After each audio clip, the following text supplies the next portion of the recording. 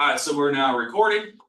Again, this is the structure fire from Eaglet Drive on June 23rd, which was a Unit 1. This came in right at shift change, so just after 6 a.m. this fire came out. This is the initial first alarm assignment. So we had our normal alarm complement plus a couple extra because, again, being shift change, we had crews signing on and signing off the NDT. We also simultaneously had a EMS run at a nursing home in District 4, and so that negated Engine 74, Medic 74, which were then backfilled by Medic 212 and Engine 212. So this is the house. This is the house on Eaglet Drive. So Eaglet Drive runs off of Eagle Ridge. So this was a District 1 run. There was no doubt. I think Facebook calls it a no doubter. So as we turned out, you could see the header coming across I-75. And then as we turned on Lakota Drive West by the hotels coming up, you could see the entire back of the house on fire. So this is a rough estimation of where our apparatus was placed, and then mutual aid just started filling down Eaglet and down Eagle Ridge towards the northwest there. So this house itself is a 2-story Type 5 built in 1990. So it's a relatively newer house. So when we talk about new construction, like this is what we're talking about, something that's 30, 40, 50 years old is new construction in fire service. 3,300-ish square feet and $460,000 value. So this is one of our nicer, higher end homes.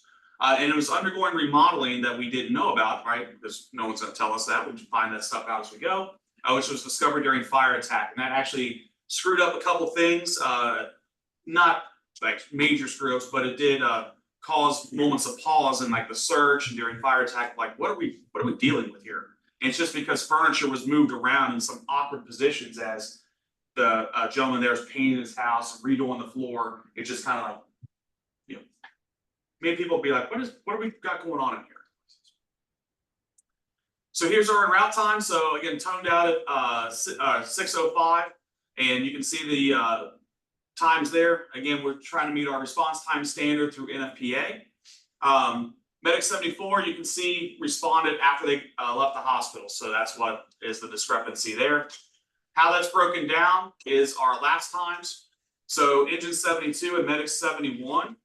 And we're going off of Fire RMS, right, which is based on the CAD. So this being shift change, hey, was this, were these issues with logging on the MDT or whatever? But the big thing is that making sure, again, that we're prepared to engage in a firefight. Whether that was the issue here or not, right? Just as a reminder that we are a fire department that fortunately gets to go to fires. And so we have to have the mentality when we show up here in the morning. Making sure that our gear's on the truck, ready to go, making sure that we're ready to turn out, making sure that we're prepared. I'm reminded of a quote years ago that I heard. It might have been from Lieutenant Klaber. I don't remember who told me this, but it was basically repeating a quote from a former Navy SEAL and special operator. And he explained that you'd be crazy to think that a special forces team would launch on a mission with 2 minutes of warning to go to a target 4 minutes down the road with an unknown enemy and unknown conditions, unknown location, and with 3 to 5 guys. That would never, ever, ever happen in the United States military. They spend months planning a target, figuring out every intricacy, who's there, who's not there, and all these things. And that's not us, right? We do exactly that thing. We respond with 2 minutes of notice to a target 4 minutes down the street, to an unknown location with an unknown enemy, with an unknown number of occupants. We have to have that mentality, and for our mutual aid partners, I would highly advise you to engage and start building that culture in your organizations, because that's what's going to save lives and property in your communities. So just have that mentality as we go ahead. We called a second alarm on this pretty quickly just because of the amount of fire involvement. But this is what the second alarm looked at, which brought the IMAT. It brought Medic 212, which was canceled and then re-added. Quint 25, Tower 113, Tower 90, and Quint 32. They did a level 2 staging with an alternate fire ground, which was run by District 90, which again was a terrific heads up move there, which moved all that radio chatter to a different channel so that we could continue operations on the scene. So we're going to listen to a couple of the 911 calls real quick.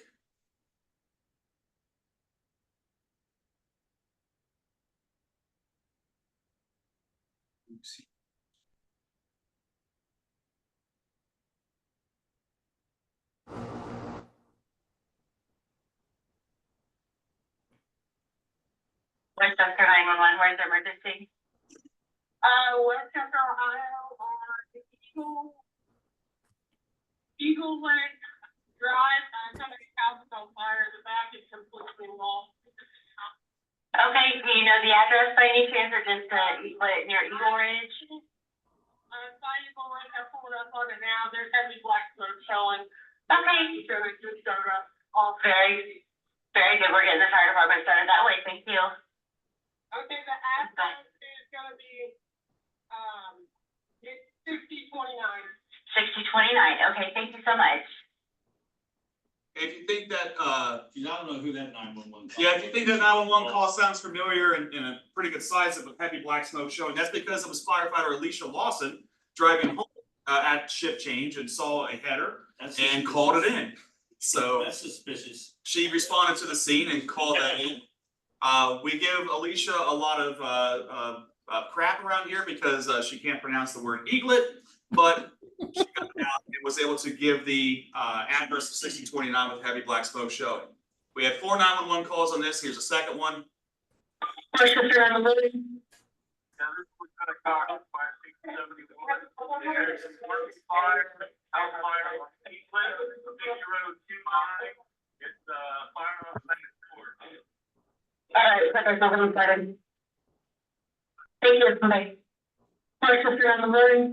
So again, also responding, heading home from the end of his shift was Lieutenant Jim Cox, who also saw a header, and that's why he was able to get a heavy flame showing on the back porch. So we were able to get 2 firefighters actually called 911. Just remember that with our dispatch system, anytime we have a fire, whether it's a car fire, structure fire, whatever, our comm center gets flooded with calls just because everyone has a cell phone in their pocket. So it was great that 2 of our guys were able to place good 911 calls because the other one we have, one of the other ones is this. Yes, address of emergency. Yes, I see a fire next door to my house. Okay, what's your address? 6019 Eaglet Drive. Okay. And next door is 6129. Okay, so it's coming from the 6129? Yeah. Is it outside of the house or is it the whole house? Outside. 6129? No, we have 6129. I'm calling you from. Okay, what's the address where the fire is? 6029 Eaglet. And that's where the fire is, correct? Yeah. And it's outside? Yeah. Is it the house that's on fire or is it? Right now, it's going on the deck. Okay. So, it was last night. Okay, we have help on the way, okay? So again, when we have people calling in, right, we might have language barriers, we might have heavy accents just because of the multiculturalness of our community, which is fine. But in this case, the lady gave 2 different addresses, 6129 and 6029, and she's at 6019, and it's an outside fire, which is a single engine response. Fortunately, our guys were able to see this, call in and give an accurate depiction. So we knew on dispatch what we had. What we'll do is we'll listen to a little bit of the radio traffic and then we'll get into some body cam footage. Structure fire, Battalion 70, Butler County Engine 111, Butler County Engine 212, Butler County Medic 113, Butler County Medic 212, Engine 71, Engine 72, Butler 75, Medic 71, Tower 73, Structure fire 6029, Eaglet Drive, 6029, Eaglet Drive, Rush Street, Timber Creek Fort, Eagle Creek Fort, ESD 407, utilize fireground 12, fireground 12, timeout 606. Do the rail fireground tower. Bring it up. Well, I think I have a copy, so it's available, we'll get them out. Medic 75 clear round. 1 second.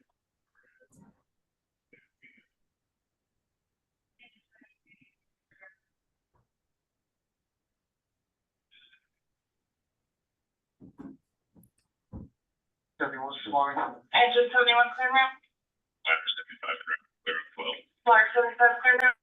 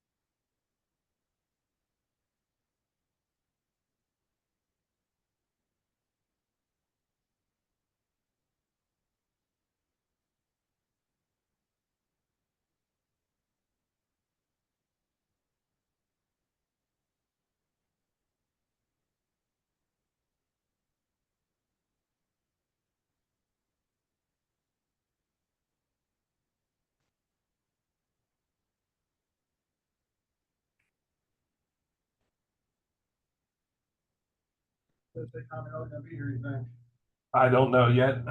I got, get a message over to Brad. So I'm gonna call him. Scott, mute yourself.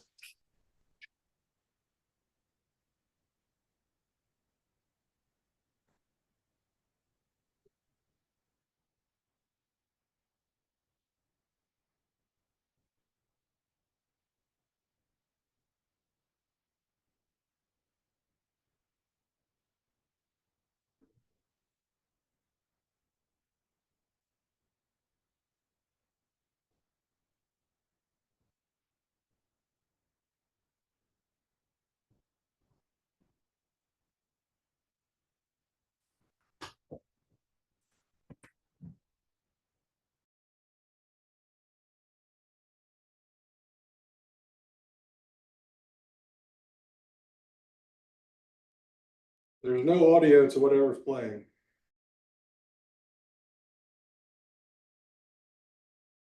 Terminal. Sorry, 70. You just poured water on fire.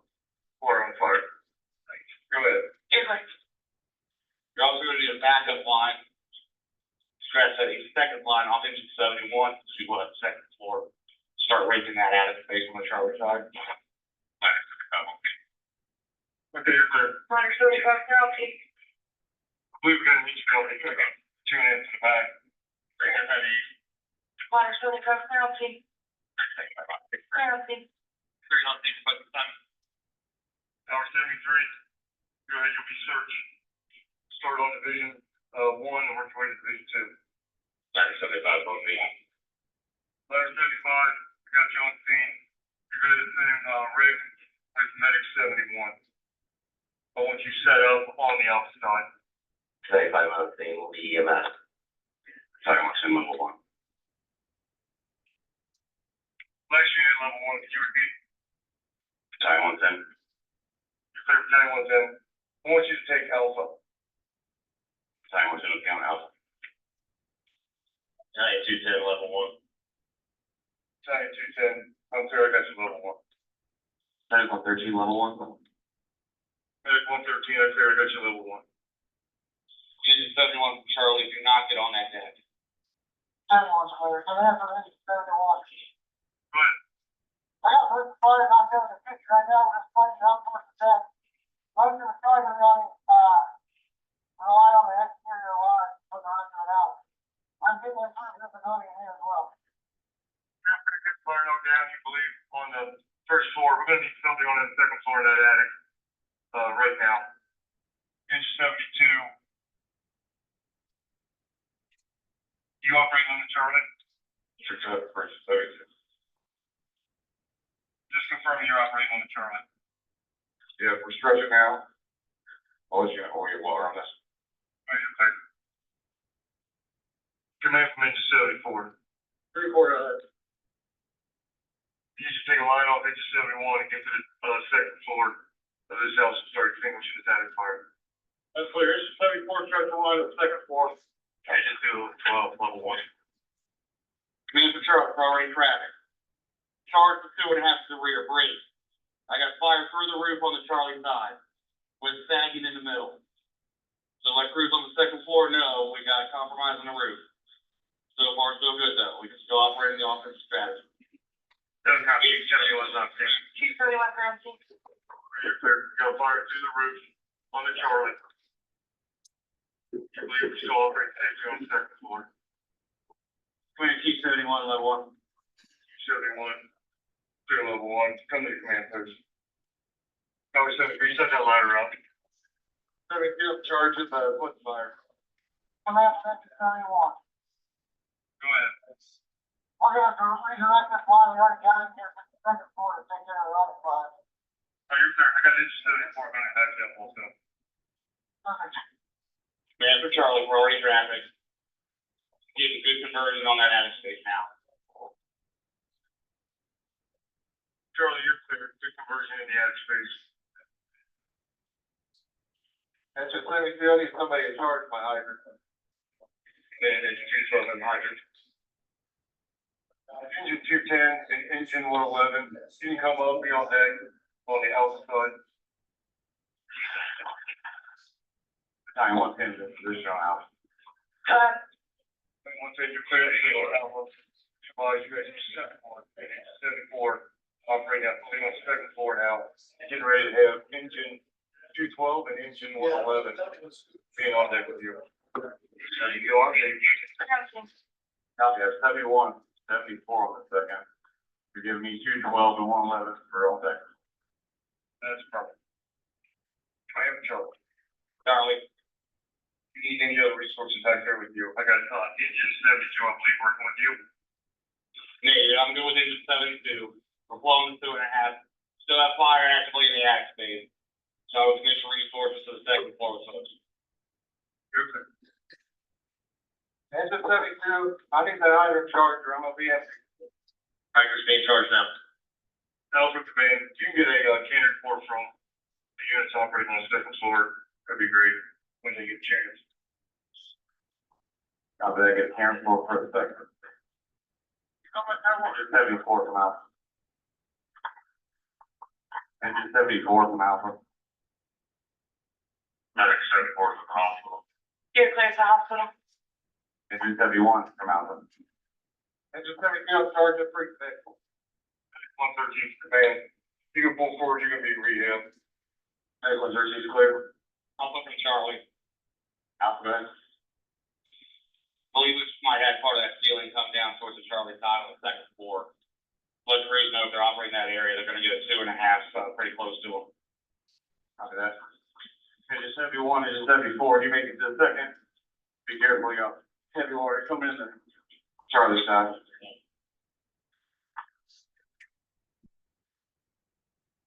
Engine 71 from Alpha. Give me a can report on the second, please. 71, repeat that.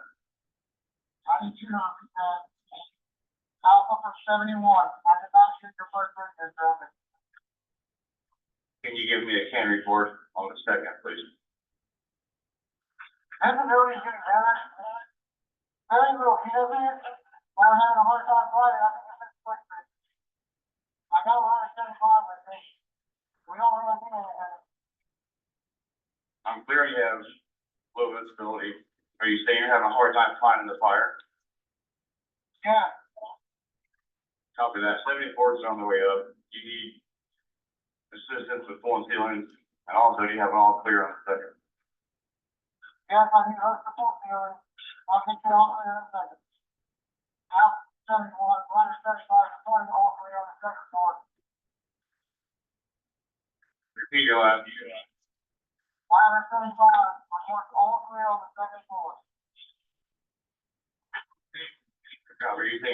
Engine 71, you have it all clear on the second? Copy that, thanks. Copy that, thanks. Seven Cal Command, Go ahead. go and give me a second warning. I can't use one. You're clear. Engine 212 making entry to the alpha, giving me a primary all clear on the first.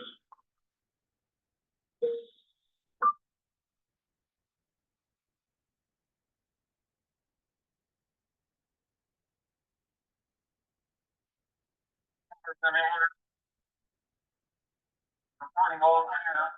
Second warning. Second alarm structure fire, Butler County engine 211, Butler County medic 212, Butler County Gwen 25, Butler County Tower 113, Fairfield City Point 32, Hamilton County Tower 90, I'm at 70. Second alarm structure fire 6029 Eaglet Drive, 6029 Eaglet Drive, Grocery Timber Creek Court, and Eagle Creek Court, ESC 407, utilize paragraph 12, timeout 627. 7 Cal Eaglet Command, Go ahead. Engine 111, you're on deck, if you wanna come up here to the outside. You put a call in for Marshall 70 to respond for fire investigation. You're clear calling now. 272 Alpha's in place. We're clear on the operation with engine 71, engine 72, but I'm pushing the guy in one state to the second floor with engine 71, engine 72. Boss training, everyone's leaving.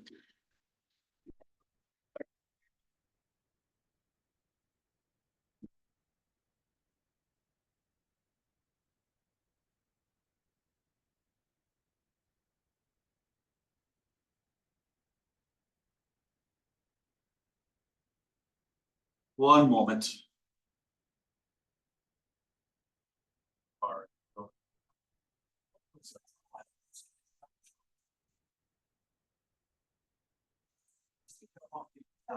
No injuries.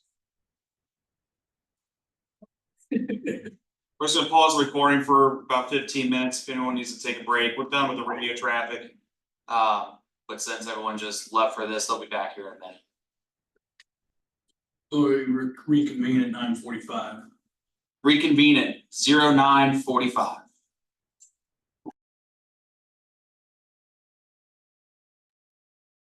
We are back live.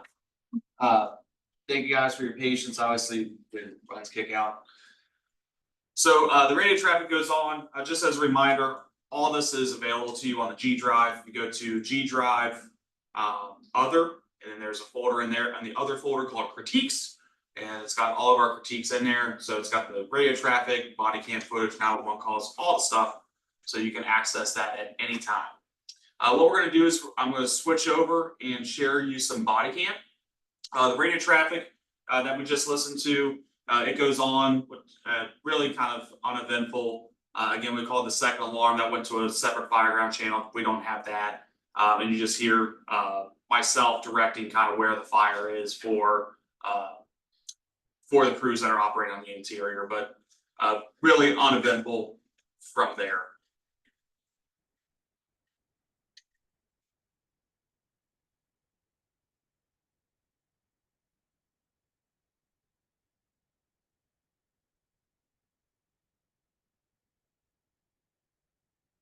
One second.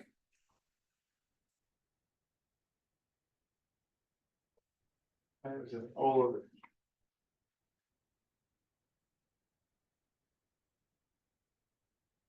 All of it.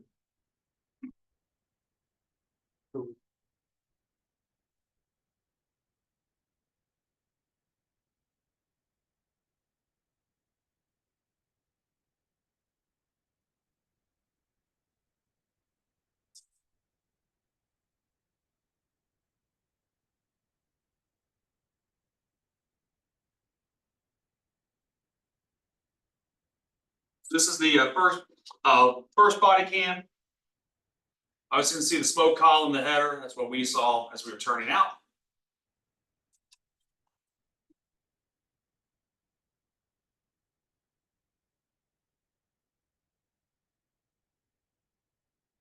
Police officer does a good job getting out of the way.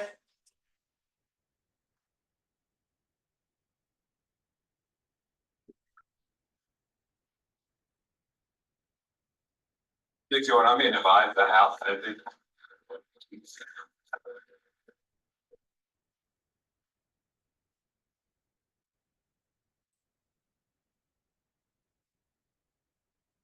So when it's not gonna be the deck, it's gonna be the entire backside of the house is now in gold.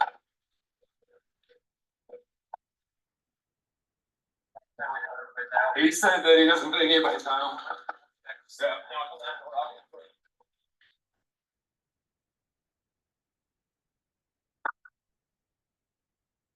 Why should the police leave in here?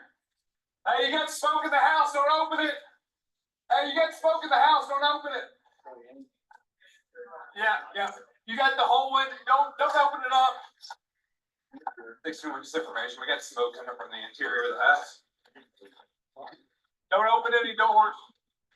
Don't open any doors right now, it's all the way. Oh, okay, then you. Okay, sorry. Okay, sorry, I don't know us. Yeah, I opened the garage door, it's all smoke, we had that training last time, so. That's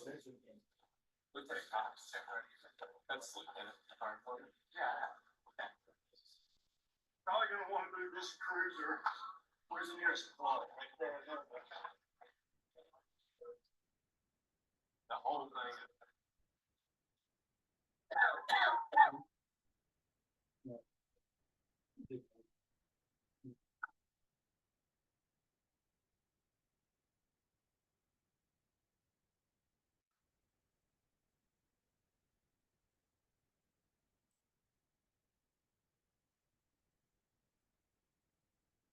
I pop that garage door and just. What?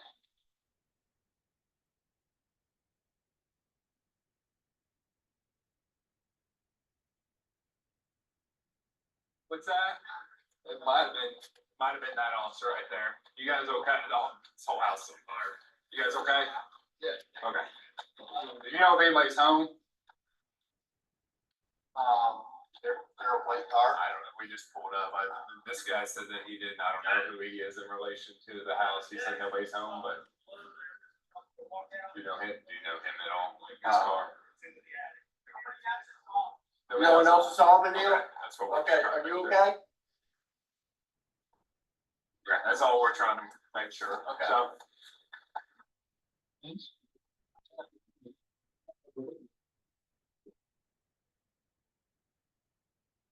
Fire department guys come from. I don't know, but so, yeah, I know you guys don't pop the door. He was on the backside moving stuff. Don't pop me. I know. On the flyer. Like, hey, yeah. It's the hot.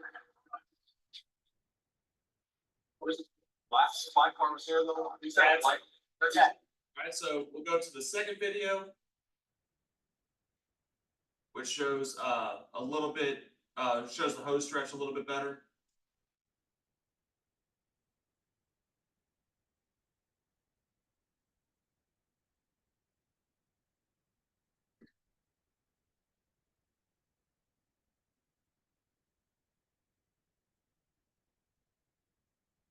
Nice about this one is that you saw the Bravo side with the propane tank explosion. Again, the police officers doing a good job of not opening up and adding fuel to the fire.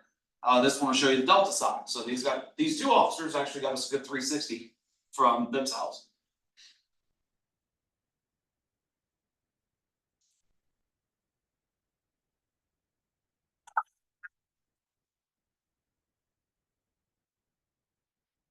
What?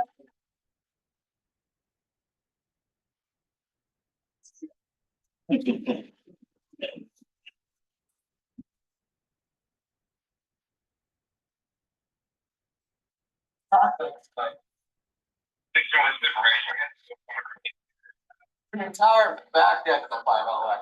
So it is a back on fire. Everybody got that? What is? Alright, just back up the house.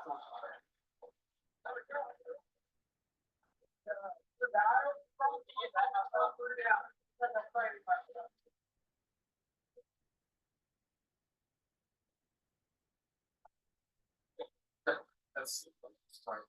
Yeah, I know. Probably gonna wanna move this cruiser. Where's the nearest one? Right there, never mind. Good. This whole road, yeah, you need to move that. Yeah. Anything you do. Hey, Matt, get your car and move it down that way. Yeah.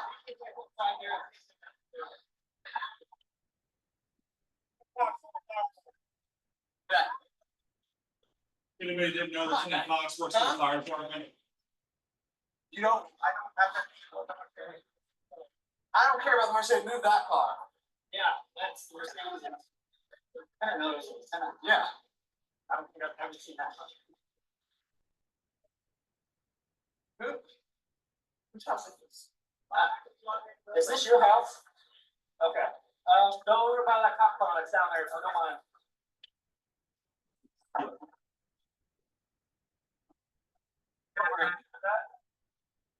Fire on the deck. There's a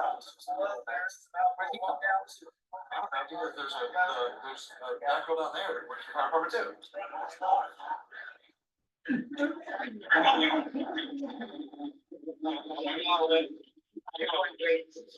I don't have my hat, it's all the way down there. Oh, no, here.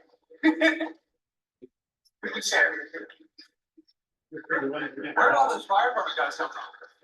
I don't know, but sorry, yeah, you guys don't pop the door, he was on the backside moving stuff, don't pop the door, I know, like the fire.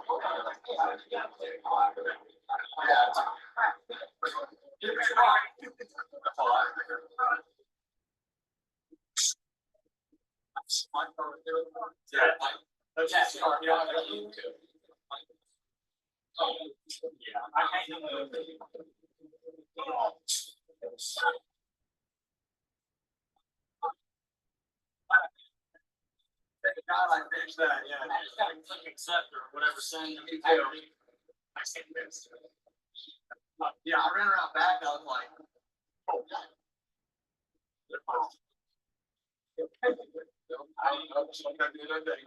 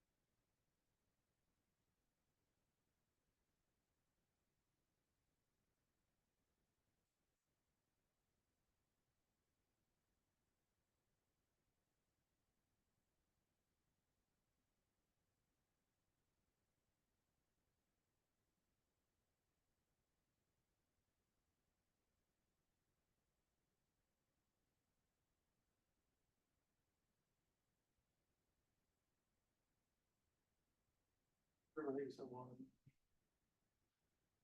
Up. Right in the middle. Down one. That's it.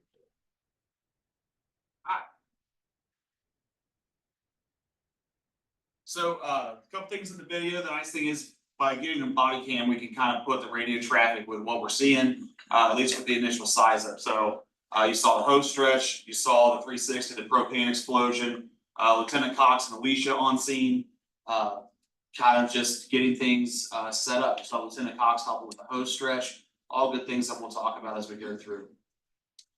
The initial size up you heard on the radio traffic was done on the fire ground, which is something again that we're trying to push to. I would expect to see that changing as far as we go in our policies of doing that kind of all the time. City of Fairfield's already doing that to like fire alarm drops and everything is being driven to the fire ground. But you'll probably be seeing that coming out in the next and sooner rather than later. But Chief Hanauer did a very good job with the size up, just calling it smoke showing and then going to the fire ground and giving the full size up, especially for our mutual aid partners going in. Defined on the fire ground, the working fire with heavy smoke showing. And then we'll just kind of turn it over to you, sir, for what you think as far as your risk benefit analysis as you're pulling up to that. Oh, yeah, I mean, obviously, I guess the risk is high, it's 6 a.m. in the morning. There's a good possibility that people are in there. I intentionally did not say that they had an all clearance on the structure. So I think once we do that, it kind of takes our, I don't know the right term, maybe our effort to do a good search down a little bit, because we think, oh, everybody's out, right? That mistake happens every day all across the United States, that we miss people all the time. There could be people actually in there and they forgot about somebody, right? So I got that information, but I just did not disseminate that out. I think 7Com said it at one time that the structure was all clear, but I definitely did not intentionally say it on the radio. And then obviously, this was a well advanced fire, the backside of the house, we call it fully involved. It actually wasn't fully involved. It was, the deck was on fire. The brick was not on fire and it was extended into the attic. So again, that terminology, I like to clean up a little bit. I know PD, I'm fine with it because they'll say all the time, the structure is fully involved. Well, it's probably not, right? So the deck was on fire and then that fire was extending into the attic, even upon my arrival when I did the 360. Yeah, 100% agree with you, right? So, there's debate all over the fire service of like, well, if the homeowner says everybody's out, then we should take that for gospel. And I can show you 3 videos of where that's not true. Lieutenant Jeffers and I with Astor Park, we talk about it all the time. On arrival on that body cam, hey, there's no one home, the car's not in the driveway, she's not here, and we find 4 dead kids, right? So those things will occur. In this case, the homeowner's outside, no one's in there. Well, I think that's a terrific heads up decision to not pass that on, because it does take away our aggressiveness of like, oh, there's no one in here. Well, there might be, right? So we still search aggressively per our policies and our playbook. So our initial actions was we did Chief Hanauer did a great job clearly defining the offensive strategy. And then we went fire attack through the garage door working outfit at Charlie. The reason for that is on the video you see Lieutenant Cox, Lieutenant Jeffers have an exchange. And what Lieutenant Cox was saying was, hey, the front door's locked, but the garage door's open. And so Lieutenant Jeffers made the very heads of decision, like, well, cool, we're gonna push through the garage door then, which was obviously wide open there. So there's also discussion, and maybe we'll discuss this later, Trevor, I don't know, but hey man, what do? Do we take the first line to the back? Or did it take the first line to the interior? And in this scenario, it's a crapshoot, right? I felt that an interior fire attack was gives us the best odds to save anybody that's possibly inside in that structure, knowing that second unit was going to take that line to the back and they were going to be there, within a minute or 2 of the first 2 arriving. So that's why I made that decision. And Jeffers was already kind of headed that direction anyway, and you didn't get to see me telling him, hey man, go to the front door, and he being like, yeah man, I know, that's where I'm going. Yeah, absolutely, right? So our needs here, right? Second line, Charlie, second fire attack, we need supplies, search, all these things. Remember that it's still a very good tactic to put a line between victims and fire. So even though we have a well-involved exterior fire, we know that fire is already on the interior. You can see that from the 360. You can see that from Chief Hanauer's 360 that in the smoke conditions that, hey, that black smoke is, yes, the deck, but it's also the interior structural components going, and there is fire, right, on the interior. So you have to make a decision tree. You're not wrong if you go take that line to the exterior and start an exterior hit. I've been in that position and done that exact same thing, and it works out. You're also not wrong if you take a line to the interior. What you cannot do is try to do both simultaneously, or the worst thing you can do is vapor lock and not make a decision, right? So in either case that you're doing something, yes, the main body of fire is still rapidly extending, but we're keeping it at bay. And Lieutenant Jeffers, I'm sure talk about his fire attack, here in just a moment of what he had in the kitchen and how they were able to reposition that line, which was a terrific job. Had they gone to the exterior, they would have knocked out a pretty good portion of fire. However, there's still fire on the interior that needs to be addressed. So in this case, does it really matter which one we do? No. What matters is that we address it. And in this case, line through the garage door was a very good decision. I would debate that. Just for the simple fact, if we are operating from the beginning as if there are victims inside, I think interior is always going to be where that line needs to go. If you have to go out of your way to hit that fire, right?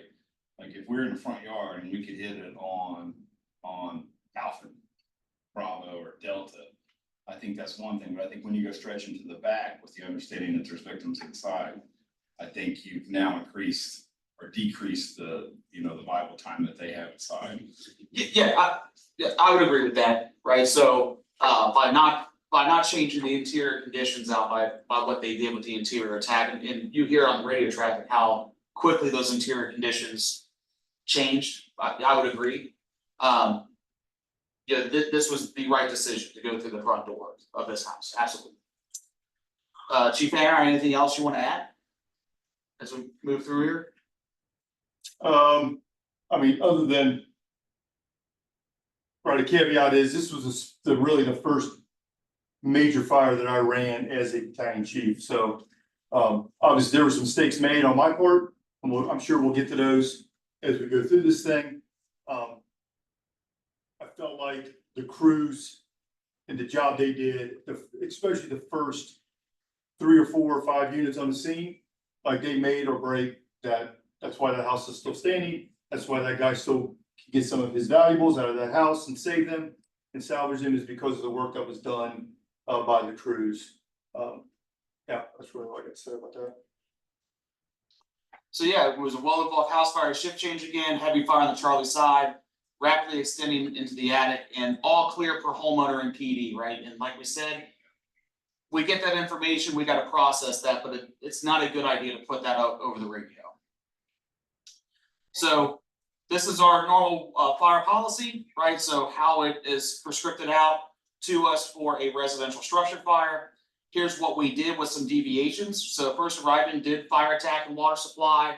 The second arriving, instead of taking search, went ahead and addressed the fire attack to Charlie. Again, deviations are totally acceptable. So if we need to deviate from policy based on incident conditions, please do so. The third arriving took that line to the interior, and we assigned the fourth arriving to search. So we prioritized fire attack on this, but understand that a hose line stretching through the interior is also a search line, right? If victims are going to be found in hallways, corridors, doorways, and within exit points, that hose line stretching through the interior is going to find them, right? Once we have the main body of fire knocked down, we can bump off and search, and that happened in several instances in this fire. So we are all searchers. It just happened to be our fourth arriving in this case was assigned as search. Fifth arriving took Rick. Are we 100% sure on that? No, we're about 90% sure. So if that's not true, then we can discuss that. So It's true. it is true? Yeah, Okay, yeah, that's exactly how it went down. okay. Engine 71 went interior, engine 72 into Charlie, and engine 74 into second floor. I thought that, You're gonna go eliminate since they're doing that. I thought the third arrival was. Yeah, we got 311.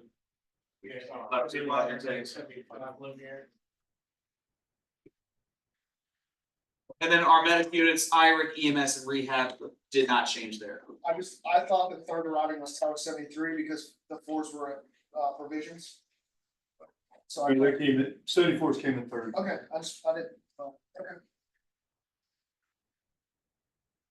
So it did a smooth bore through the door, 2.5 to Charlie for fire control, entry 3/4 to the second floor, and then search is complete, division 1, 2 in the basement. I'm a big basement search guy because we tend to forget that in fire school that, hey, people live down there, and this was a huge finished basement. So we were able to get an all clear on all of those. We had ladders up, and Rick and IRIC established quickly. So all the things that we need to have accomplished from our tactical priorities and our incident action plan were done very, very well and executed very, very well. A quick thing on attic fires.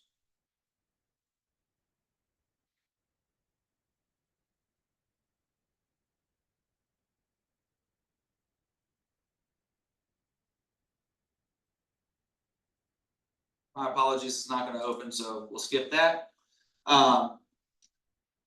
When it comes to attic fire attack, so again, if we were on the alpha side, something you can do is called raking the eaves. So instead of just flowing in one point, this is what the 72s ended up doing on the Charlie side, is just raking that line back and forth. So where the roof line comes across the part of the house, you have the soffits. Those soffits are covered by vinyl. A simple hose line is going to blow those soffits out and expose the rafters that make up the roof line. If you flow water into each one of those bay spaces between the rafters, based on the water mapping that occurs and how the droplets form as it goes up and under the roof line, hits the OSB board and drains down, you effectively create a sprinkler system within the attic space from the exterior. It's a very terrific tactic. It's a great way just to walk the eaves. This is on UL, and I'll send it out as an addendum to this, so that you can just see that tactic. It's a very good thing. It's easiest to do with 1 3/4 inches. I wouldn't recommend it with 2.5. The nice thing about 2.5 those, with the flows and reach that you have, you can kind of stay stationary and sweep back and forth like a master stream. We did have one member sustain a concussion. They were treated on scene and then transported for evaluation. And essentially what happened was drywall came down and hit him in the head. So we had a great use of ICS to maintain our span of control by putting in division bosses early. Myself on Charlie, Battalion 110 on Alpha, and then Battalion 110 ended up going to the second floor and kind of running the Division 2, and then Chief Hannafin took Alpha with that. Again, that's to maintain span of control, and we'll talk about that as we kind of go through. Pretty good truck positioning. The engine being able to pull past and kind of see 3 sides. Left room for the aerials to get in. Clear comm radio communications, as you just heard. And then we had a very good application of simultaneous interior and exterior water. The big thing, if we're doing that, is to again communicate. So you heard on the radio, like, hey, we're gonna flow a 2.5 into this space. Crews are going up the stairs. Be prepared to have water coming in, right? So as you're working, just be aware that we have water coming in, and you heard that repeated over the radio. And then the big thing is moving and flowing works. So this is a great time for Lieutenant Jeffers to kind of talk about the stretch and the fire attack they had, because that's what they were doing. All right, did you, I'm sorry, because I wasn't here, but did you play the radio traffic? Everything from basically the whole thing? So up through the second floor, where you were kind of back and forth with Canuck, but once we had the fire knocked down. Okay, so, I'll start with a few mistakes on my end. Obviously, everybody saw where I forgot my helmet. Like we said, it was a trip change. I had quite a bit to do in very little amount of time, no excuses. I advocate for people putting their stuff on the truck before your shift change, which I did not do that day. I was taking my stuff in, so be better than me. As far as the radio communications were concerned, the hiccup was they were Canuck, I believe, was asking for an all clear on the second floor, and he was asking me, well, I'm on a hand line. Right? So I didn't feel comfortable saying, yeah, we're good, because I didn't do it, right? I'll very rarely call for an all clear when I'm not searching, right? And then Fox told me that they did, so I was saying ladder 75 is calling an all clear on the second floor. And the reason why I did that was because I'm staring right at Mark Fox and Paul Finnick, who I associate with ladder 75. Well, they were all ladder 75, they were on tower 73. So that was the confusion. They were like, I'm staring at ladder 75, how the hell are they calling it all clear on the second floor? So mistake on my part, right? But as far as the attack goes, like we discussed, Lieutenant Cox was standing there. He gave me this was just a lobbed up softball for me personally, because I had the battalion chief who does my 360, he gives me all the information I need. He did the side up, I didn't have to do that. Cox tells me that the front door's locked, the garage door's open, so there's that decision, that's out of the way, right? Then all we gotta do is stretch and flow. So there were different reports as far as the heat conditions inside the house. For me personally, I had very little heat, but I was standing behind a hose line flowing a lot of water, right? And Mark was flowing the entire time. When I went through the garage, I assumed that I'd be in a mudroom and then into the house, and then try to find our way back to the back. Well, that wasn't the case in this house. It opened up right into, basically, the foyer went from the front door to that garage door. It was all open right there. So we just pushed up, made a left-hand turn and went right to the back of the house. And Mark was flowing essentially the entire time. So that's where my no heat comments come from, right? I didn't have any heat because we were taking care of it. Mark was taking care of it. There was quite a bit of fire in the kitchen and actually, extended into the house, and then obviously we saw it in the attic as well, and on the second floor. So that's where we get into the discussion of exterior versus interior fire attack. It's my opinion that I will very rarely go anywhere but through the front door. Because of what Lieutenant Clymer was saying earlier, I'm gonna put myself in that building and try to find these people should they be in there, and I'm gonna protect everything that's not burned, right? The back of the house, that is what it is, that's done, in my opinion, right? I'm gonna try to protect everything else that I can, so that's why I advocate for, getting in there and doing it from the inside rather than coming from the outside in. Also, like what Nelson was saying, if you put yourself in a position out of your regular way, so you can't transition on your transitional attack, then you're fighting defensive fire. Right, so that's why I advocate for that. 10% of people are found in hallways or means of egress, so that's a good way to find those people, should you be on a handline and not actually doing a primary search, but you can still find them. Very good. And you guys saw on the video with the body cam, when he popped that garage door, even just, cracking an inch, you saw how much smoke came out of there, right? So again, this is where moving and flowing works, because you have heavy black smoke, not necessarily pressurized, but it's going to be pressurized as you start adding vent points. And we already obviously have enough heat in there, right? So this is where, moving and flowing in smoke works, because what that does is it reverses the flow path. It allows you to cool interior conditions and also to cool conditions away and remote from you, right? So even though we're not knocking down the main body of fire on the exterior, we are stopping fire progression on the interior. So there's a whole science of how water works within the structure. There's also how air entrainment works into a structure. We've always kind of taught that air entrainment's bad, but if you're laying there in a hallway, wanting one fresh breath of air because you're gonna die, air entrainment's a really, really good idea. And a moving and flowing hose line does exactly that thing, brings you fresh air while cooling your conditions. So it is a very good tactic. So after we knocked out a fire in the kitchen, Trevor, you were on the radio, you said, don't step on the deck, and I could see, I was in the kitchen, I could see Mark on the edge, but we could see it. You didn't know that you could see it, you were just making sure, right? But yeah, we saw that, and then we started hearing them calling for the second line of the second floor, right? But we were done, so I radioed out, I believe, if it was on the radio traffic, I'm not sure, but that, hey, we're good in here, we're gonna go to the second floor, right? So kind of taking that next assignment, the important thing though is to let them know where you're at, right? I'm not just gonna go up there without telling Hanauer where I'm going, because now he thinks I'm on the first floor, one of us falls through the stairs, or we fall through the wherever, now you have no idea where I'm at, right? So just communicating that, if you're gonna kind of reassign yourself, we don't like to do that, right? But if you're gonna do that, at least tell somebody. So that's a good point for that, but typically search, right? Hey man, we're gonna start on whatever, second floor, and if you're gonna go back down to the first floor, then you just need to say, hey man, second floor all clear, we're going to the first. First floor's all clear, we're going to the second. Again, that just lets me know just position and function. And then if you have an issue with that, and you see something we don't, hey, Absolutely. don't do that. Absolutely. That's a bad plan. Very good. Again, we had a one member transported and treated quickly. And so how we kind of go through this is ideas, concerns, and discussion points. So some things I've been doing as we've kind of been revamping our critiques. I went through all the critique forms that were submitted. And if you had a discussion or a talking point, those are bracketed out here. So this will be kind of our roundtable discussion point. Starting with our big helpers. So, Lieutenant Cox arrived, he called 911. He helped stretch the line. Firefighter Lawson was running down the street, helping to stretch a water supply. She was sprinting with 5-inch.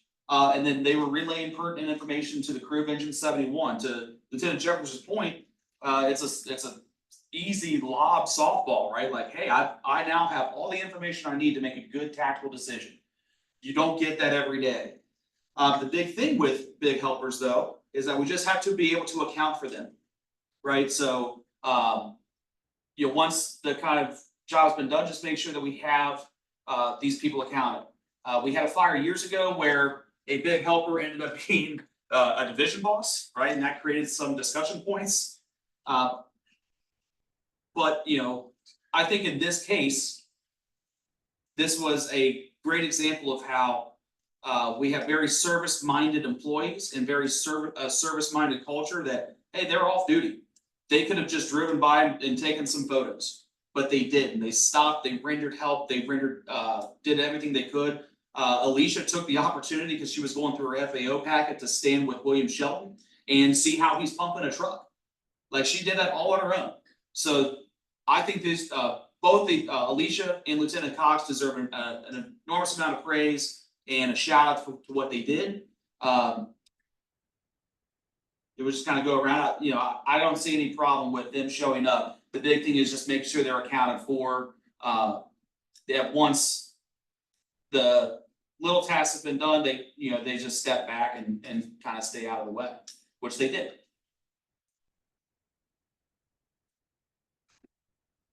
Cool.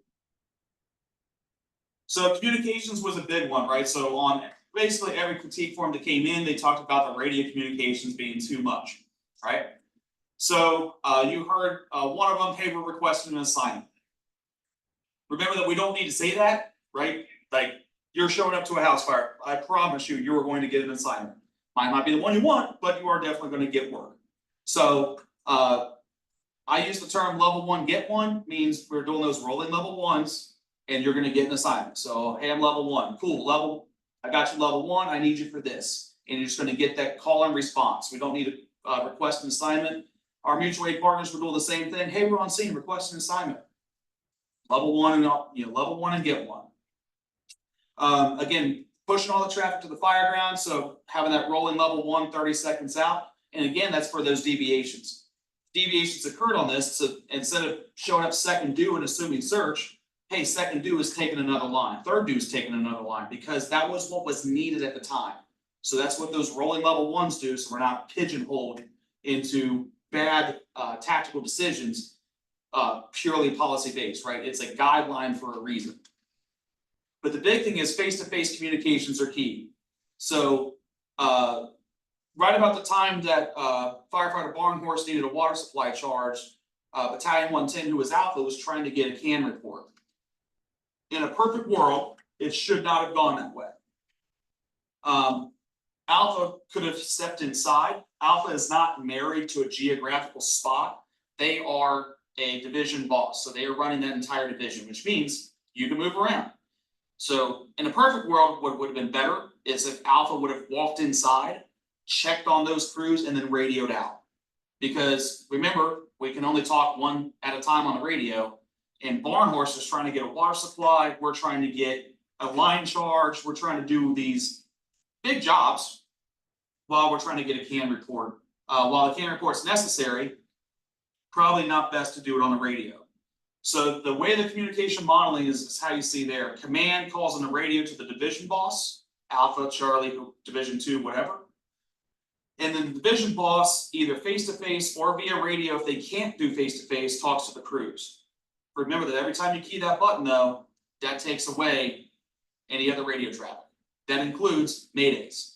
So the reason that Blue Card advocates for front-loading communication and then very little communication is to leave the radio open for emergency traffic and maydays.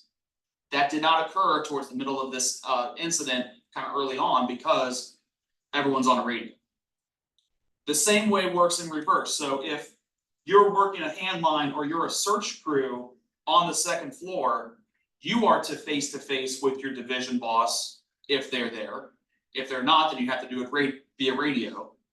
But then the division boss radios to command. What that does is it maintains that span of control, whereas command only has to talk to like 3 or 4 people, not 20. So we'll kind of just talk about the communications, roundtable discussion. Anyone have any thoughts on that? So I'll say this, a couple things. Obviously, face-to-face is key. I think at that time, you guys were on the second floor, so I don't know, Canuck had put his mask on to go, which is obviously can certainly be done. Trevor utilized it a couple times. I did, and this is brand new for us, right? So I don't expect us to do this all the time. But remember, good news reporting, we don't do that on the radio, and I didn't hear a lot of that at this fire, so I'm not saying we did it. Remember, there's like three things: emergency traffic, priority traffic, and status change. I like all those, but I really like status change, and that's for like, hey man, we need to recycle.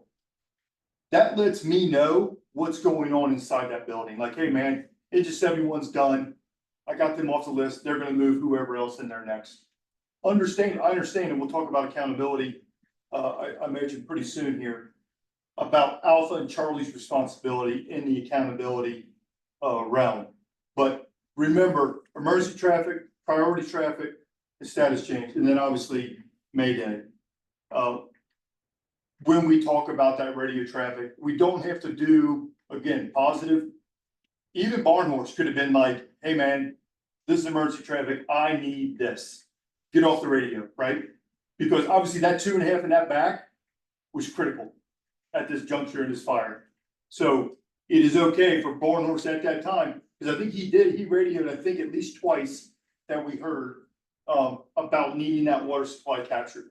Also remember, reverting back to the policy, that second due, they were second due. So that second due medic unit is kind of responsible for that if possible, right? If not, then make sure somebody has that responsibility to take care of that water supply. Because again, in this instance, when everything's happening within the first 5 or 10 minutes of this fire, and a lot was going on, as you heard, that you can walk right by that plug and not even think two things about it, right? All you're looking at is, hey man, I got this job, I'm going in there to do this. So again, think about that. Again, that's not really emergency traffic, status change, and priority traffic really is not a big thing for us right now. But hopefully we start utilizing that, and I think it'll clean up a lot of that traffic for us. But yeah, absolutely, 100% face-to-face if possible. Because again, we heard there's just gonna be a lot of radio traffic, especially with that going on. We basically had two areas of operation that we were dealing with all at the same time, so. Anybody else? Yeah, so when we discuss our alpha, and we discuss our division 2 or division 1 or division whatever. At what point do we stop working for alpha and start working for division 2? Because I was given an assignment on division 2 and had no idea Chad was up there. Yeah, so let's talk about that. So That's a breakdown. That's a breakdown in the, Communication model. yes, right? So the decision was made, which is a couple decisions I made were outside of the norm. Obviously, we deviated from the policy. I think we cleared that up. Taking the second radio traffic for the second alarm, that was something we typically don't do. And then typically on a house fire, we don't shove division bosses up in place, right? I wanted that because I was at the point of considering going defensive, right? I was teetering on that line of going defensive. After the radio traffic with Knupp and you, like going back and forth, back and forth, back and forth, that's why I just wanted him up there. And because I know that you're working your ass off. I know that Lieutenant Newland's working his ass off. So trying to get information out of you is difficult. Because every time I ask you something, that means you're not doing something else. Right? So I wanted a guy in place. So when Chief Hannafin came up, I'm like, hey man, I think we had a little bit of conversation, like, you take Alpha and shove Knupp inside that building. And that way I know I can get just up-to-date information. Because again, I was literally on that line of like, hey man, we're done. Like, we've done all we can do. I'm not gonna put no more effort into this building as far as interior fire attack was concerned. So yeah, there was a breakdown. When that occurs, so you heard it, and I'll own this, and we didn't talk about it. When I put Alpha in place, the way this goes is battalion 110's on scene, level 1, battalion 110, you're gonna be Alpha, clear. Alpha's in place. Okay, Alpha, you have engine 71, engine 74, and I didn't say tower 73. I didn't say it. So I give them, hey man, this is what they're doing. Remember, task, location, and objectives. After he goes in place, Hannafin, hey man, Division 2's in place, Division 2, you have engine 74 and engine 71 operate with you on the second floor, right? That's how that's supposed to occur. And that hopefully would clarify for you, for Newland, for whoever's operating on that second floor of, you know, who am I talking to? Right, because things were changing really quickly. And at that point in the fire, Jeffers and Newland probably both, you guys have been inside that building for an extended period of time, right? Probably just about done. So that's why I did that. And I think we just need to clarify, we need to clean up, and maybe we clean up doing sets of reps, you know, doing other trainings about that communication model and how that really works. Because it is good. I think we failed in a couple small areas. It kind of caused a little bit of confusion. Does that answer your question? Yeah, it does. So, In hindsight, I did exactly what your battalion chief Hanauer asked. Take Alpha, shove him to the second floor. In hindsight, I should have said, how about I become operations? I'll make a division 2 and assign him. And then it becomes much more clear. It's not something we typically have on a house fires and operations section, but that would have cleaned it up a little more and made it easier to understand who's reporting to who. But yeah, that's why we come and learn from these. yeah, Chief, if you remember, the assignment that I'm talking about was making sure that bonus room above the garage was good and no extension into that. And I was radioing out to you to tell you that we were all right. And I walked out of that room and I was staring at Chad and I was like, oh, I didn't know you were here. So I just dropped the mic. Like, I'm done on the radio now, right? Because I can just tell him everything. He can tell you or commander whoever he needs to hear, right? I was just a little hung up there. Cool.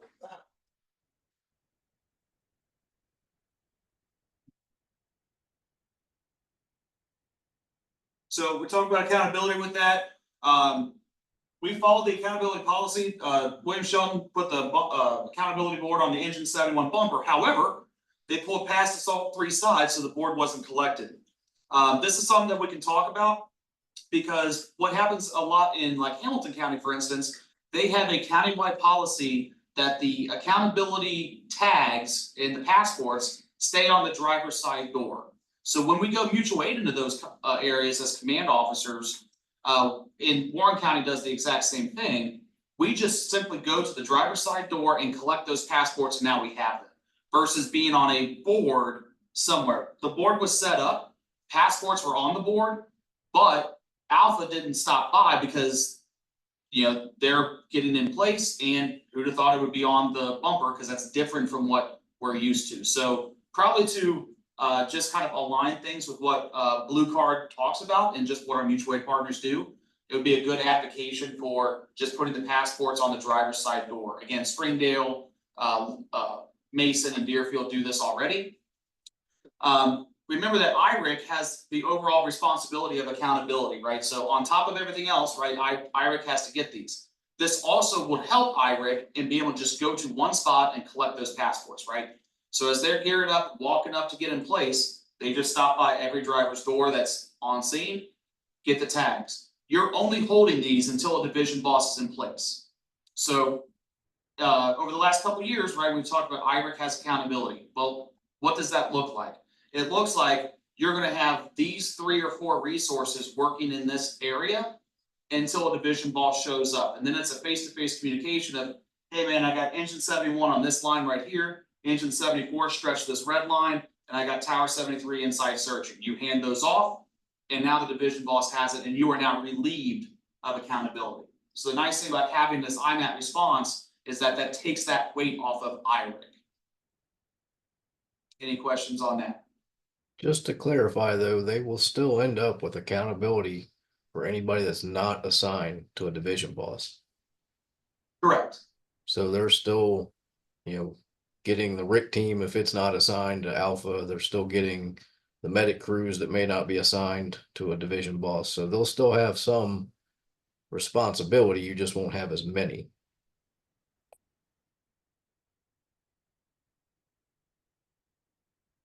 Anything else? We did have an issue with guys wanting to bring tags to me. And I had to tell them, you know, whatever, I don't want your tags. I think I told one guy, I forget who it was. I mean, they literally did everything they could except for open my door and hand it to me, that I'm like, hey, man, they go on that board up there, or you're gonna be going to Alpha, you take them to him. Right, so remember, they're not coming to me, they're going to that board, and if you're Alpha, and I'm not busting up whatsoever, right? Your responsibility, if you're Alpha or division boss, is to take those passports that you're responsible for. After you start showing up and you get assigned or whatever, you just take it straight to that division, right? And then you hand it to them. They have little boards that they put them on, and they work it from there. Yep. But I think it was pretty good. Again, Engine 71 did it. We're just trying to clean that up a little bit. And so where our accountability policy differs from Blue Card and things, again, to look at and explore, is that there's 3 levels of accountability with Blue Card Command. You have the initial accountability, which is the company officer supervising his or her members. Then you have the tactical accountability, which is the division bosses and working in their area. So they may have 4 companies working for them, and then strategic accountability in the car. And that's where tactical worksheets come in. Chief Hanauer is tracking all the resources on scene, what he's got staged, but he really doesn't care necessarily of what Alpha's got, because he just want to make sure that Alpha has enough resources in place. And Alpha's tracking it. Yeah, I got these 3 companies, they're working. So this is something that does need cleaned up as we start, exploring and going down this path a little bit more. It is a much cleaner way of doing accountability than having a dedicated accountability officer. Because what tends to happen is crews get lost. By having a 3 deep accountability model with Blue Card, what we did here alleviates that, right? So it does work very, very well when it's run appropriately. And in this case, it was just simply the board was not collected just because of the placement of the apparatus, which was where it should be. It was just not communicated or just not understood. So talk about the fire attack, we talked about this, again, be comfortable moving and flowing, because that's exactly what happened is we were able to change out that flow path. Just make sure crews know where lines are operating, which we did, and just be very cautious with opposing lines.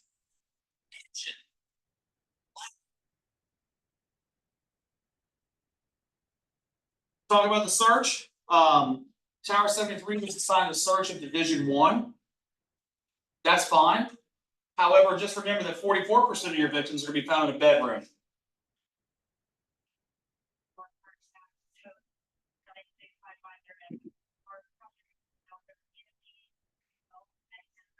So very rarely in 2-story homes are there a bedroom on the first floor. So if you're assigned that, and the reason that Chief Hanauer did that was because he said, hey, I want to search the immediate fire area and back, and that's fine.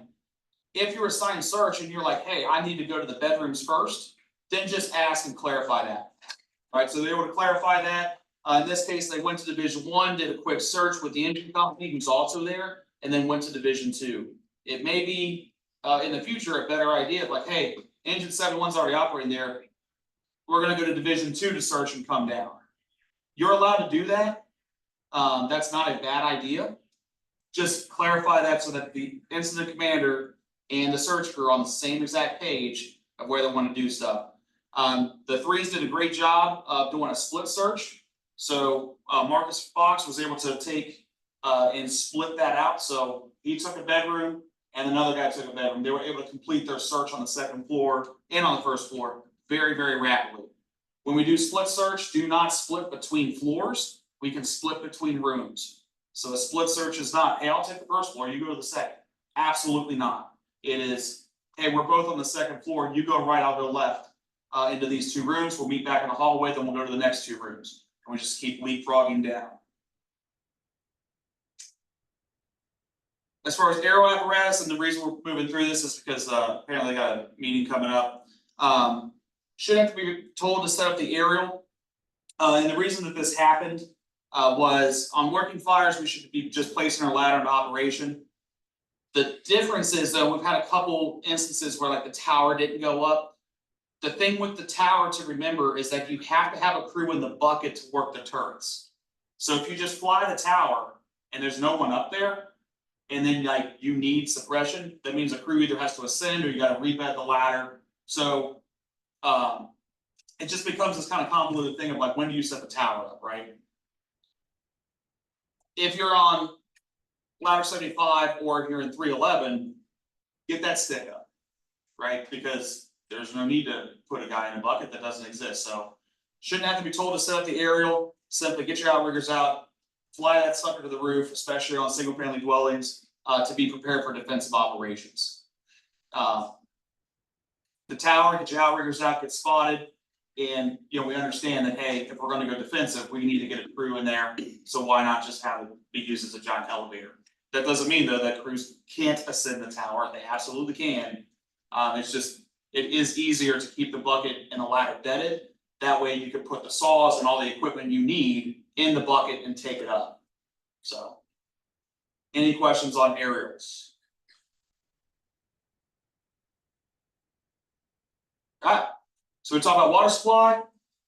With firefighter barn horse needed to charge, so remember that per policy, our drivers grab our hydrants, but then again, who charges it? Well, it might be you, right? It might be the driver, so get good at cardio. So we're not asking you to run a mile here, our hydrants are spaced 400 feet apart. So if you're there, you're like, hey, I need a water supply, I need a water supply, I need a water supply, and it's not happening, run, take a hydrant wrench and go down there and do it, right? So yes, while our medic units should be stopping and assisting with these, while we might have mutual aid companies, if you're not getting positive response, hoof it, right? Get down there and take your water supply. Hey, Yeah, hey, so I considered it, but I couldn't leave the truck and it was 600 feet away. Like it would have been, it wasn't possible. I know what you're saying, but there was no hoof in that, dude. right. And if it's not possible, it's not possible, right? But just understand, like, you know, don't. What we don't want to have is drivers make the connection and then just stand there and just, you know, it's not coming. Well, make it happen, right? You know, if you physically can't, like, I can't leave this truck, I got other stuff going on, whatever. Just curious, what were the things that were kind of marrying you to the truck at that point? Just so everyone's aware. It was the pressures. Well, at that time I was watching the level of the water going down, but by the time I would have ran 600 feet up and back, You're probably empty. It's not safe for me to leave the truck, not with lines off. Yeah, like, and at the time you were already flowing, right? So just understand again, like, you know, we were able to get you a water supply. We had a mutual aid company to be able to do it. Again, medics should be spotting. The other reason that medics do that is to stop and stage and plugs to keep from being boxed in. So you know, one of the other things that kept crossed my mind is we don't want to promote freelancing, but if you walk past something, a kinked line, do something. Right? You see that hydrant, the house is obviously on fire. You know what we have to have done. Hook the damn thing up. You know, you don't need to be told every step. You know, you see somebody struggling on a ladder, go help them. You know, you don't need to be handheld the whole time. So that was kind of one of my frustrations. I watched multiple crews just walk right past it, but I was too far away to do anything about it. Trevor, I got another question about this. Has this been the first time that we've had that it's actually affected fire attack with the new policy of pulling the second line off the second truck? I'm just curious because it seems like I thought it would have a problem more often just because it takes that much time to set up another supply rather than pulling two lines off the initial truck that's already hooked up. Offhand, no, I can't think of any. I mean, it's something I could obviously look back into, but no, not that I'm aware of it. You know, the issue here was that the hydrant was 600 feet away. And to barn horse, you know, comment, I'm like, hey, I've got a 2.5 off, so my water supply is going down rapidly, and we were flowing that thing entirely, right? So it's not a shutdown, and you know, you got some time. It was all on, and we had crews walking past. Again, the big thing, like, stop, position yourself, get your equipment out, and then, you know, help out, right? You're doing that so you're not boxed in. Those medics can make connections. Lieutenant Newland, are you on?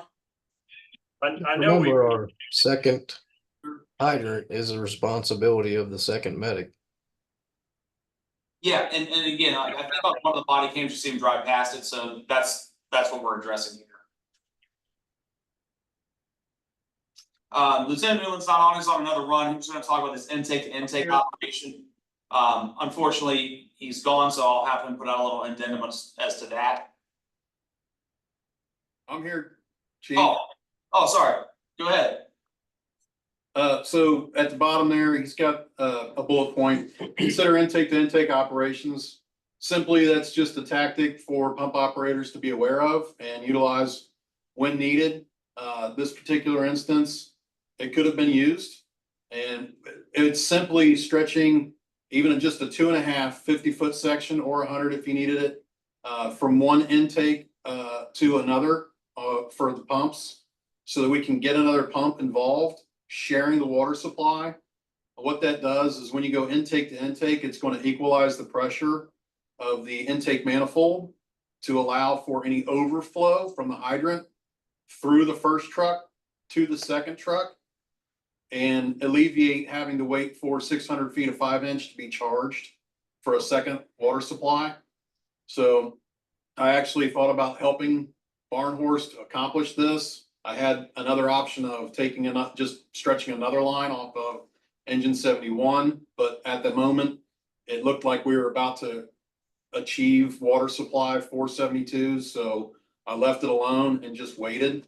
But just think about it, consider it. If things aren't working the way you're expecting them to, we need to just be able to pivot to something else that we know will work and we have available to us on the scene. Very good, thank you. So then we talk about command and control. It's easy to lose track in the chaos.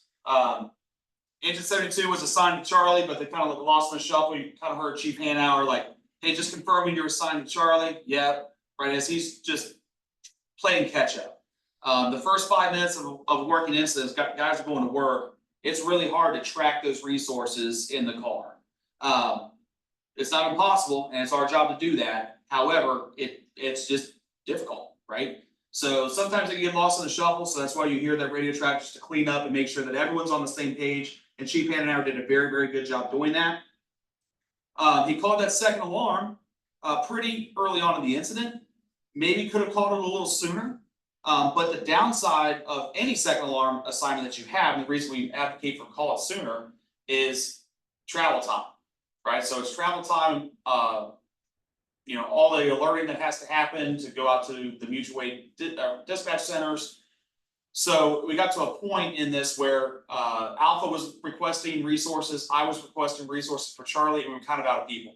All of our people were recycling, they were out of bottles, and so we kind of just ended up at a small wall point here where, hey, we need people. It was very, very brief. However, we want to always have 3 deep deployment modeling, which means that we got crews operating, we got crews on deck, we got crews in level 1. If we don't have that, that's the application for the second alarm. That's why it was called. Chief Hanauer, you'll talk any more about that? No, I mean, I 100% I should have called it sooner. Because, but again, by the time I, looked at the 3D modeling and we were out, it was too late. So we need to call that earlier. And if you think about just our 6 pieces of fire apparatus, I mean, if everybody's working with 3D modeling, then it's almost a second alarm just about every time. Room and contents, no. On a fire like this, an actual structure fire, when the structure is involved, then it's probably gonna be a second alarm every time. So I own that one. We talk about par checks. Really, very little reason to do par checks because we have division bosses in place. So again, those division bosses are running their division. They're going face to face to make sure everyone's tracked and accounted for. And if they don't have anybody, that starts triggering like a lot of other stuff. Consider recycling your division bosses. So if you push, battalion 110 to the second floor, and you got crews recycling, well, he's been up there a while too, right? So even though he's probably not doing near the amount of work, he's still on air in an ideal-ish environment. So consider recycling those guys, as needed. We talked about the no good news reporting. Sometimes you have to do good news reporting, but we should strive for that. Again, in this fire, there wasn't a whole lot of that. Command sheets being able to run. I don't think we were able to get a picture of the command sheet in this. No, I should have. You guys would have laughed. So we have a command sheet in the car for being able to track resources. It is different than what Blue Card advocates, but it is something that currently we're working on of trying to come up with a good way to do our command sheets. And then command aids are super important. In this instance, we did not have a command aid. Again, if you look at what a lot of our mutual aid partners are doing, the first chief on scene, first district car or whatever, obviously is the incident commander. The second typically takes Alpha, Charlie, or the division boss, and the third goes to the car as an aid. It's not a bad idea for us to consider exploring that, because as you heard from the radio traffic, between all the units responding, everyone going level 1, everyone getting work, the second alarm companies, that aid just helps run the traffic. Chief Pick did that a little bit when you hear him on the radio calling for Marshall 70, but having a chief's aid in the car just to help run the radio, help as a second set of eyes are super important as we go into these incidents.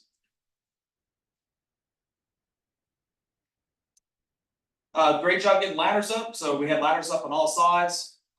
One thing to consider is place multiple RIC bags into operation. So as people are coming level 1, a lot of people will have a RIC bag set there for the RIC team. We have 3 on scene, bring all 3 forward, right? So that's just in case. What's the odds that we have to put them in service? Hopefully near 0. But if you have to put them in service, it's better to have 2 and only need 1, or need 3, have 3 and only need 2. So just have those multiple RIC bags there as you bring them forward. Don't forget that as you're standing there as RIC and you're watching the fireground, do some just-in-time training. Open that bag up, familiarize yourself, make sure you know if the bottle's off or bottle on.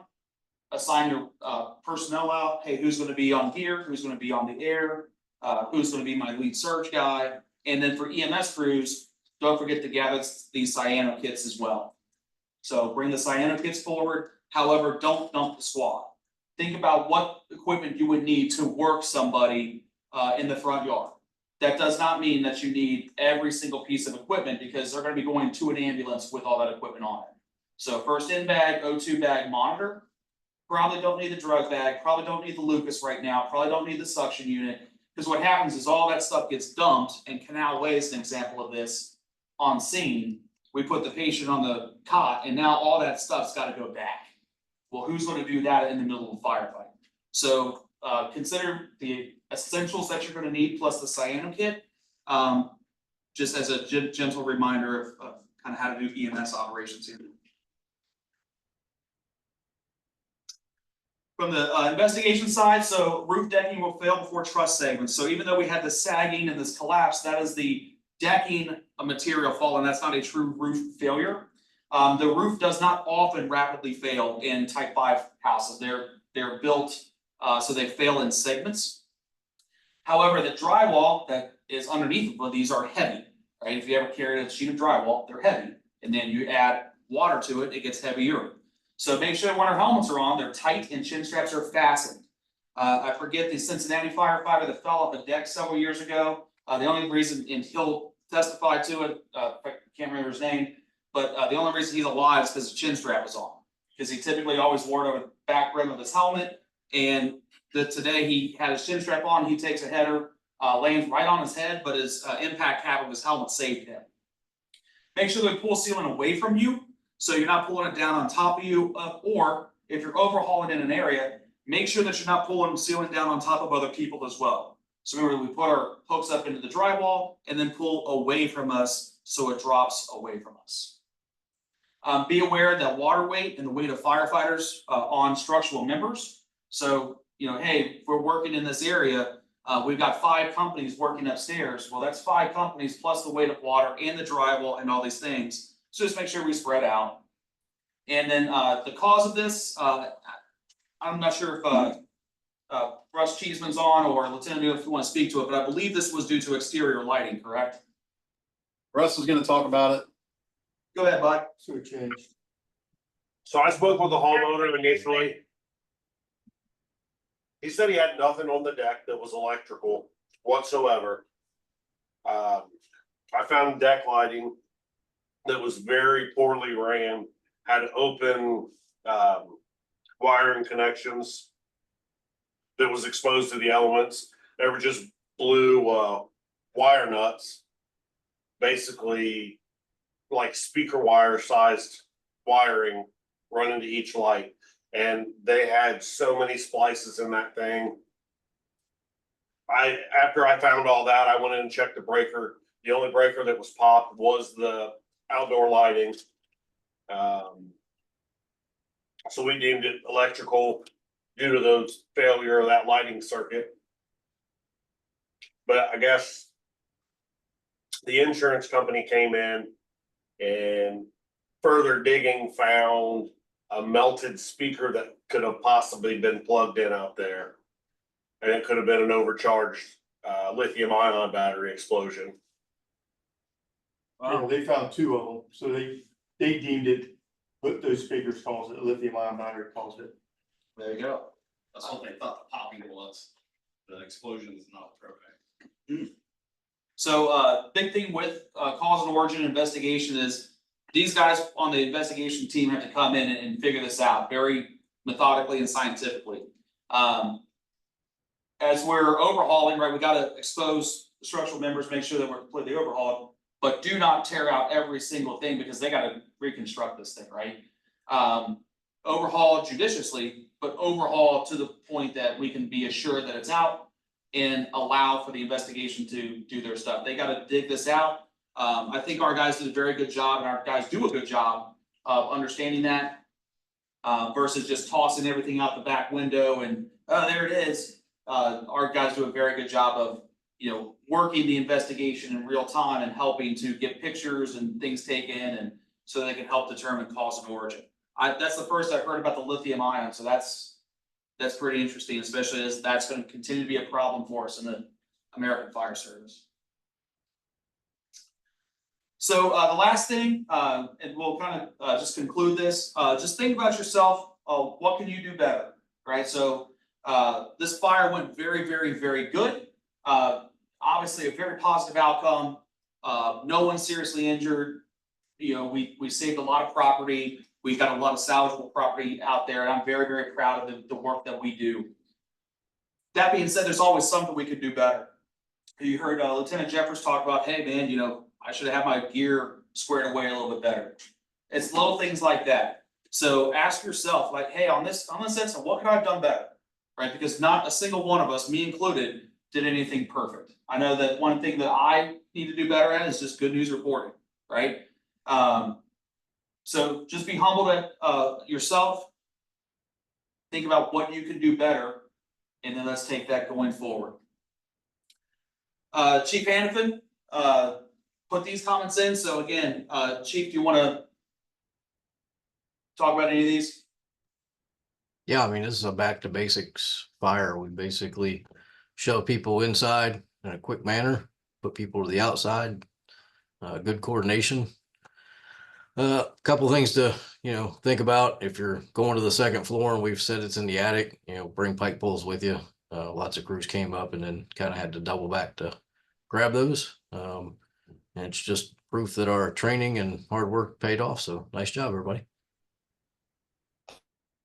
Agreed. And so in Chief Hanauer's critique, I pulled this directly from it because I couldn't put it better at all. This is textbook of what this is. So as you see there, this fire showcased why it's important to be able to do the basics well. We did not have a lot of time to make an interior attack before we would have lost the home. The fire had a good head start on us, and if it wasn't for aggressive attack made by the first 3 units, this event could have turned out differently. And I would advise that it could have turned out differently. It would have turned out differently. This was a 100%, as Chief Hanford said, a back to basics fire. This is why we train on the basics. This is why you have to be good at masking up. This is why you have to be good at hose line stretching. This is why you have to be good at search, ladders, and all the basics of firefighting. Because the basics always win. Does anybody else have anything they'd like to bring up? Yeah, Chief Newland here. Wanted to just talk about the UL program that for exterior and attic fires that I found. I think it would be a benefit to anyone interested in tactics involved with this particular fire and the scientific studies that prove that the tactics that we used were appropriate and exactly what we should have been doing. Yep, I'm gonna put that out as an addendum with this, for whatever reason it would not open, so I'll put that out. So absolutely, thank you. Alright, if nobody has anything else, thank you all. I'll get this downloaded and put out. Thank you for attending. Great job. EDMs. Yeah. You're gonna have one, I need dates. Be prepared, you be prepared, I'm always prepared. No, that's not the truth. I know he's running out, so I didn't.